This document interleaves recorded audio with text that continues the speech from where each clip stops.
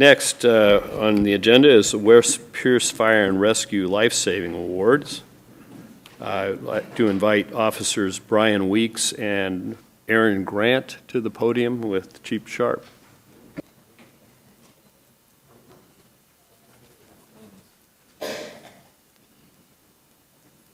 Firefighters always get there before the police, so we'll have to wait a minute. I see you brought the West Pierce Fire Eaters hockey team with you. We did. Mayor Anderson, Deputy Mayor Whalen, and members of the council, I want to thank you for letting us be here this evening to recognize two of your fine officers. In light of the recent events in the last week or so here, I think it's even more poignant that we're taking a moment to recognize the amazing work that police officers do in the community. So with that, I'd like to go ahead and invite Battalion Chief Bill Barber to come up here to say a few words about why we're all here this evening. Bill serves as our medical services officer for our fire department. So, good evening. Thanks for the opportunity to be here, Mayor Anderson and council members. First, I'd like to say that we have a unique relationship between our fire department and our police department. This is not something to be taken for granted. There's many jurisdictions where police and fire aren't always placed so nice together. We had some chiefs, Larry Saunders and Paul Webb, several years ago that fostered this relationship, and we've continued to grow it, and we will continue to grow it for, I think, many years into the future. So I just want to state that for starters. Anyway, so we're here tonight because October 12th, couple months ago, Officer Grant and Officer Weeks were called to the scene of the 7-Eleven on 100th and Lakewood Drive, if you can picture that. I believe they were called for an adult male that was acting bizarrely behind the store and was bleeding. It was kind of pretty much the information they had, not a lot. When they arrived, I don't think they maybe were prepared for what they saw. We had a gentleman, mid-30s, that was experiencing a psychotic and mental health crises, also under the influence of street drugs. He had taken a piece of sheet metal from a discarded shelving unit, and he first amputated a couple of his fingers and then attempted to sever his arm. And he was very serious about what he was doing. So when Officer Grant arrived, I believe he was still conscious and was acting bizarrely and behavior thrashing about, a large amount of blood all over the whole area. And then he became a little bit more subdued because of his blood loss, I'm assuming. And then Officer Weeks arrived.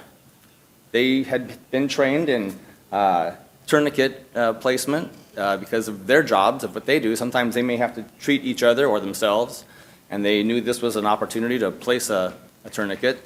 They did so very expeditiously and appropriately. Wasn't too long after that, our fire units arrived, and most of the crews that were there that night are here also. So it worked out really well tonight that they were on duty to be here.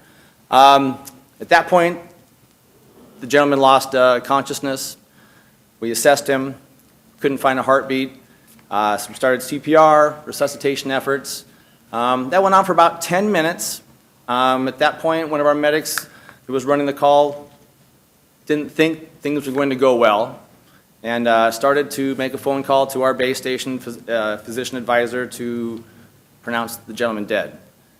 About that time, while the resuscitation efforts were going on, they said, "We've got a pulse."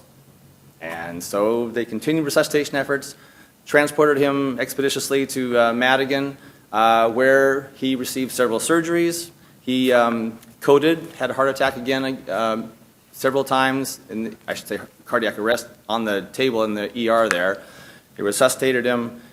He had a long stint in the ICU. He's now been moved out of there and is going through rehab. He does have a long road ahead of him to go, but he's alive, and that's thanks to these guys and their quick actions and their willingness to step up and risk themselves in that situation. So we definitely want to honor them. And with that, I'll have Chief Sharp give the presentation. Thank you. So we do have just a small token of recognition for them, and I'll go ahead and read the plaque that we have to present to each of them. and this is presented to Officer Aaron Grant and Officer Brian Weeks. This is presented to acknowledge your selfless and heroic actions during an incident on October 12, 2016. Your personal efforts of performing medical aid played an imperative part in saving a life. Your willingness to act in a composed and competent manner prior to the arrival of the fire department positively impacted the survival of the patient. Your courageous actions are an exemplary model for others to emulate. West Pierce Fire and Rescue extends a sincere thank you for your notable citizenship and actions. Presented this day, December 5th, 2016. Officer Grant.